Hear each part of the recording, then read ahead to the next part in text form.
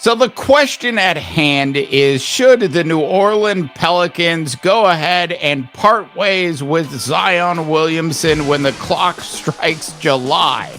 Because in July, the New Orleans Pelicans will actually have the opportunity to move off of Zion if they choose.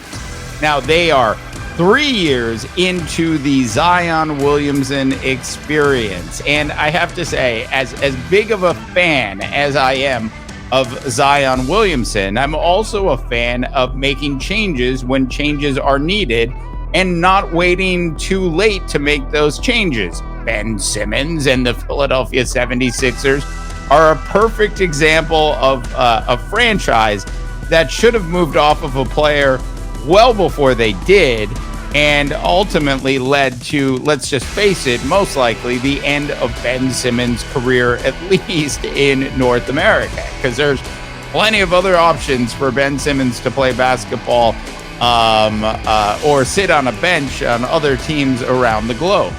So for Zion Williamson, a player that has unfortunately missed 60% of his games in his first 3 seasons in the NBA. Now, look, there's no doubt at all that Zion Williamson is absolutely box office.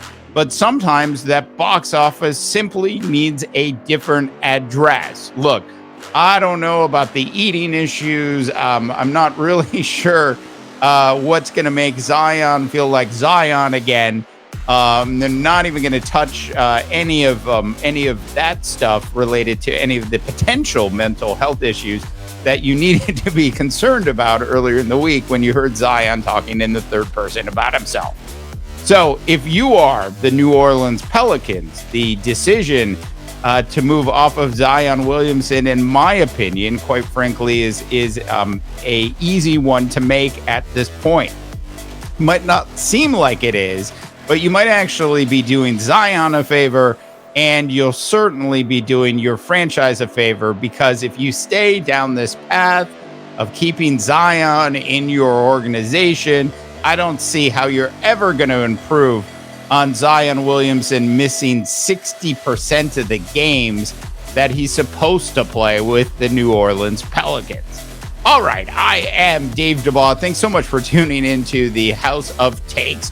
If you haven't had a chance yet to subscribe, please go ahead and hit that big red subscribe button. For the House of Takes, once again, I'm Dave DeBaugh, wishing you all a tremendous rest of your sports viewing day.